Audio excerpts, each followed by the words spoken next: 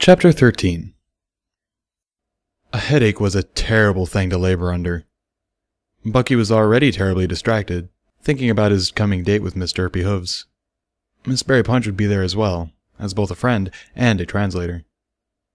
Panic was gnawing away at Bucky's insides, making his mouth dry and his head throb even harder. He was having a great deal of trouble studying the accounting ledger on the desk in front of him. Between his headaches, the thoughts of the two mares that intrigued him, and his current thoughts about writing a resignation letter. It went against everything he believed in. It was a rash, spontaneous action, something he would never even consider under normal circumstances. And yet, here he was, thinking about it. And Barry's offer had been a little too tempting.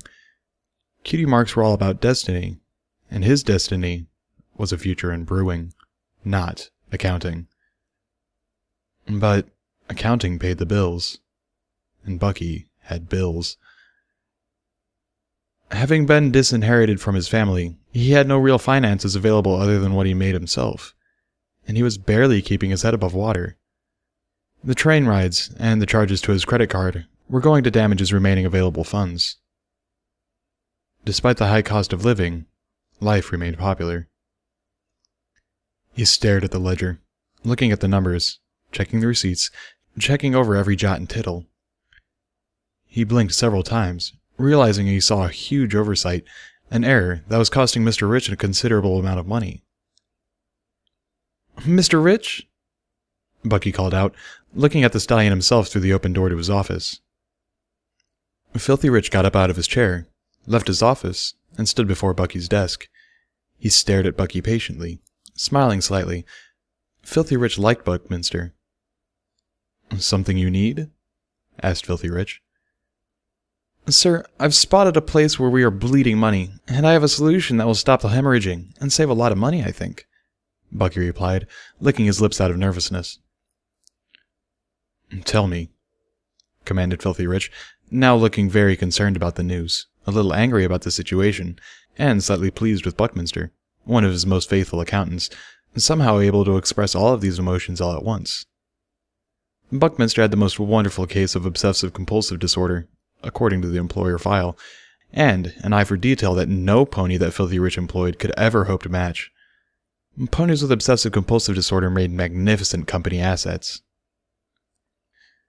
The train situation when we send our agents to Canterlot for business transactions. They hop a train, go to Canterlot, and then come home again. And a day or two later, they do it again.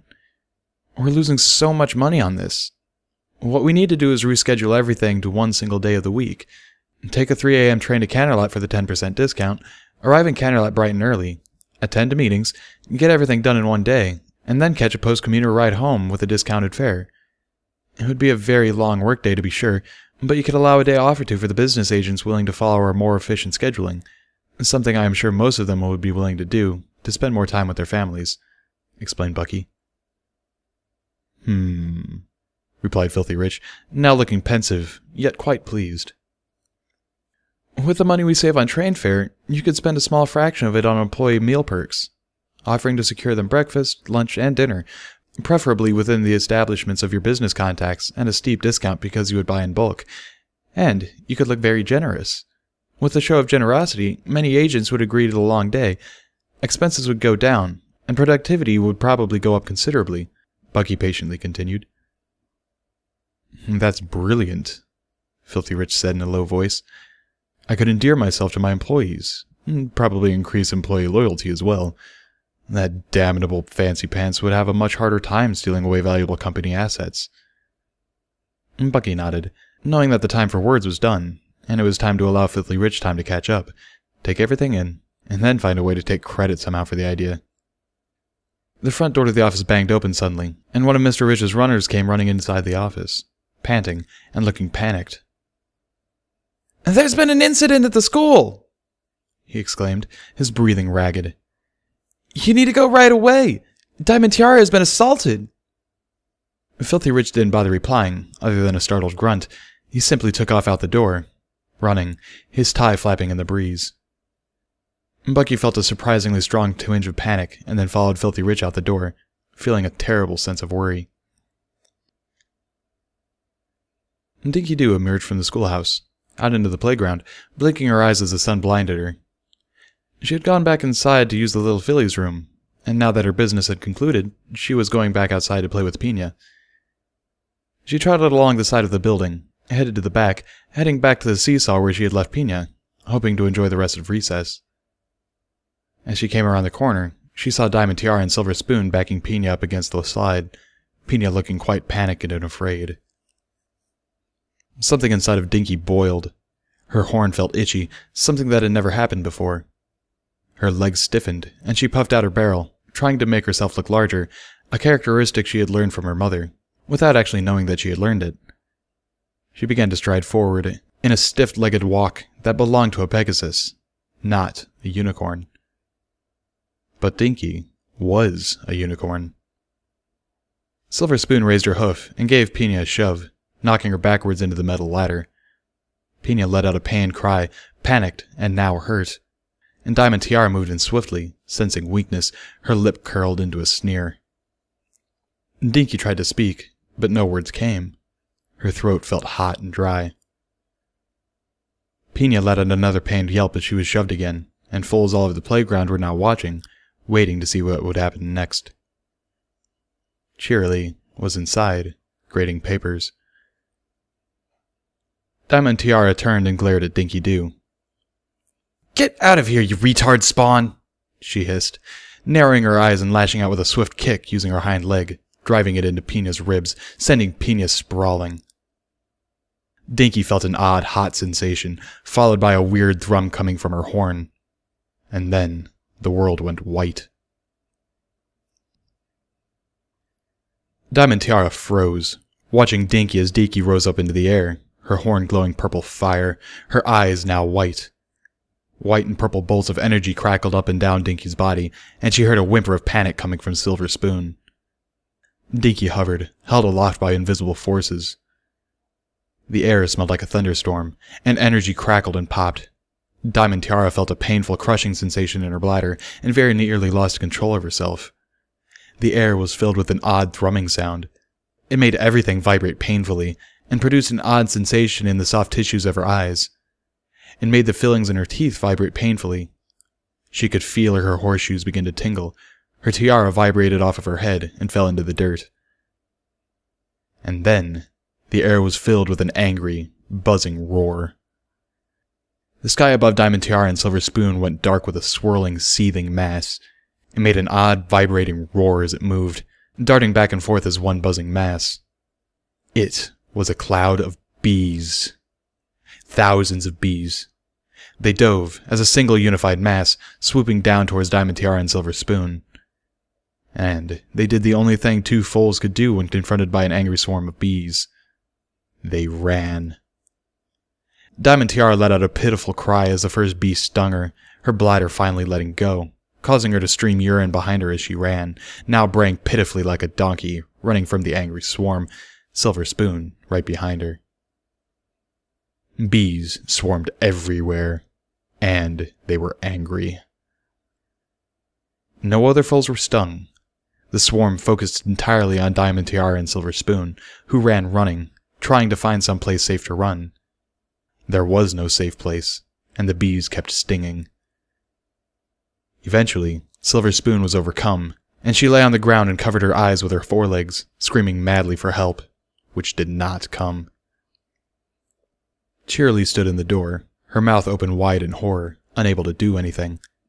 Several adult ponies from the surrounding town of Ponyville also stood around, panicking, dancing in place on their hooves, knowing that nothing could be done. Finally, Diamond Tiara fell. She too covered her face, trying to keep the angry bees from stinging her eyes. She bawled with terror, still sounding a bit like a donkey. Her eyes covered and she rolled on the ground, trying to make the bees stop stinging.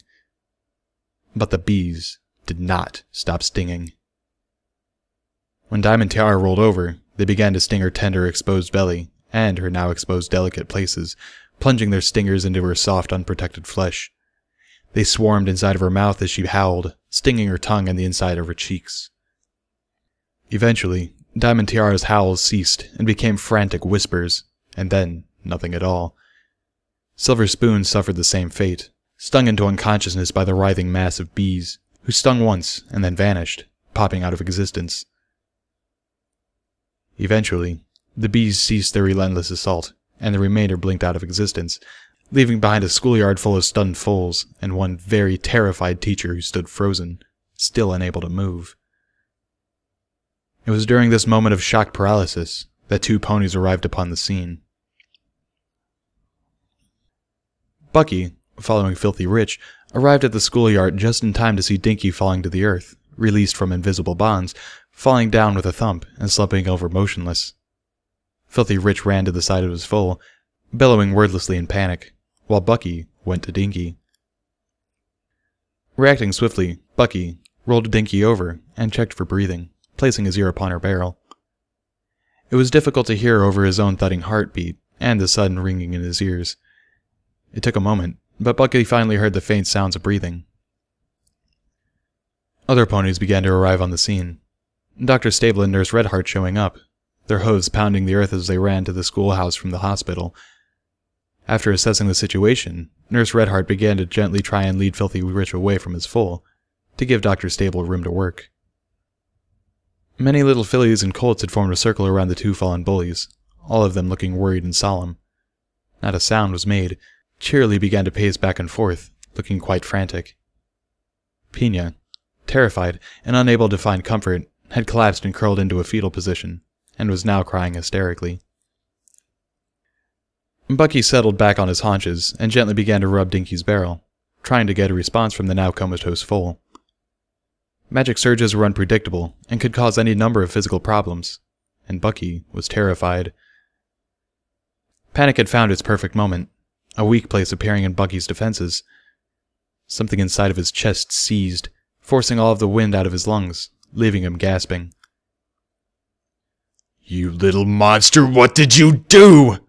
Filthy Rich growled, now advancing on Bucky and Dinky, spittle flying from his lips, his eyes bloodshot with rage. "Mr. Rich, back off now.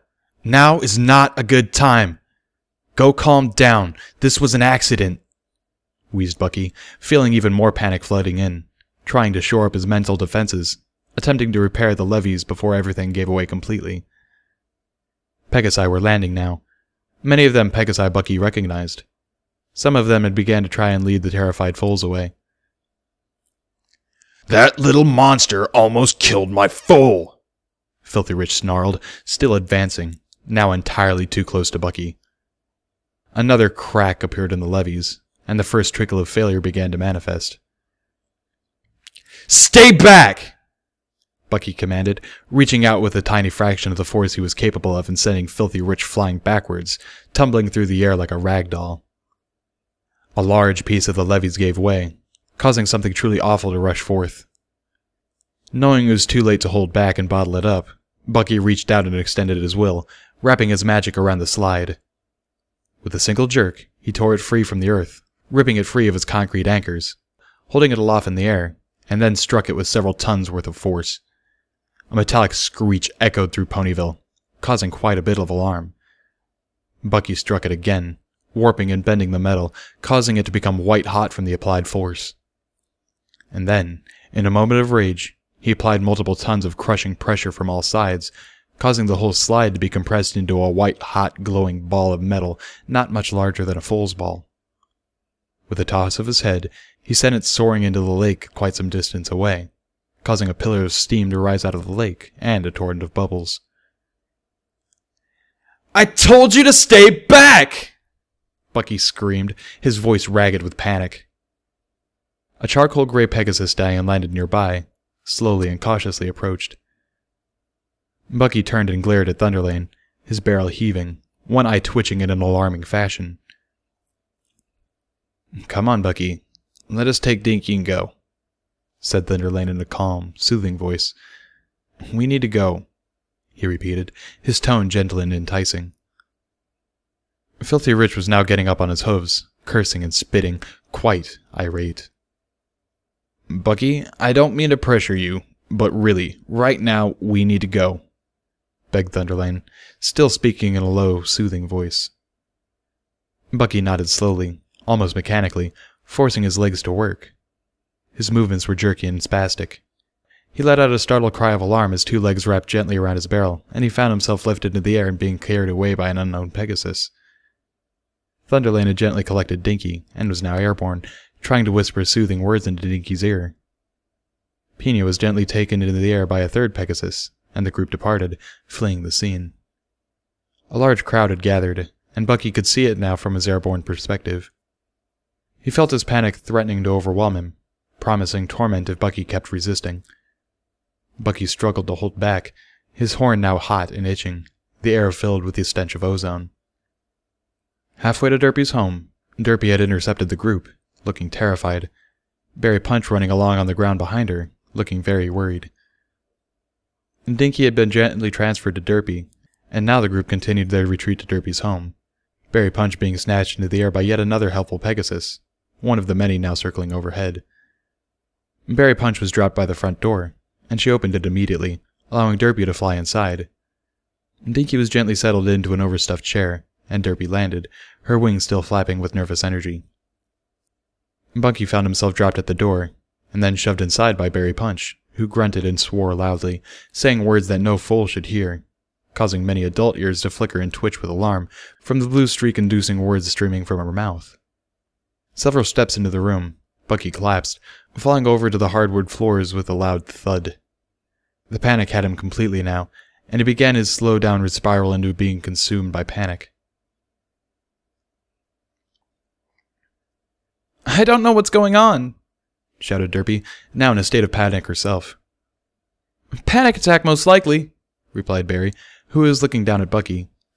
"He's too high-strung, and this has been too much," she explained, now looking at Dinky. "No, no, no, no, no!" cried Derpy, running around in circles, not knowing what to do, fear beginning to gnaw her insides.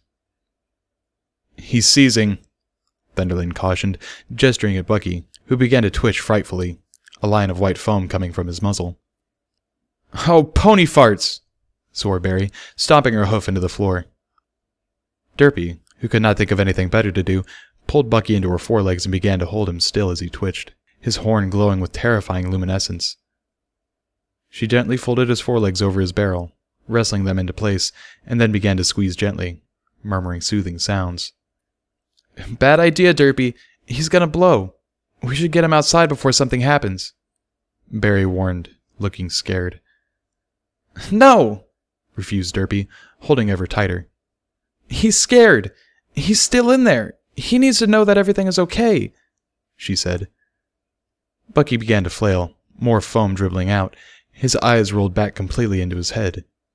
Berry Punch watched this for a moment, and then lunged forward, grabbing Derpy and Bucky both, squeezing them tightly, pressing against Bucky. "A unicorn to light my way, a Pegasus to watch over me, and an earth pony to shoulder my heavy burdens," Berry Punch whispered, remembering something her mother had always said to comfort her, not really understanding what it meant, but knowing it was a quote from Smart Cookie. It comforted Berry a great deal to say it, and she pulled even tighter, leaving Bucky quite unable to thrash in between them. "I have Dinky," announced Thunderlane. "Just keep doing what you're doing. It seems to be working." The last parts of Bucky's brain that still contained Bucky felt a soothing warmth coming from all sides, a gentle pressure, like being back in the womb. For a brief second, he felt safe, secure, a profound feeling that he did not have time to enjoy as the last string of consciousness snapped and his mind tore free from reality.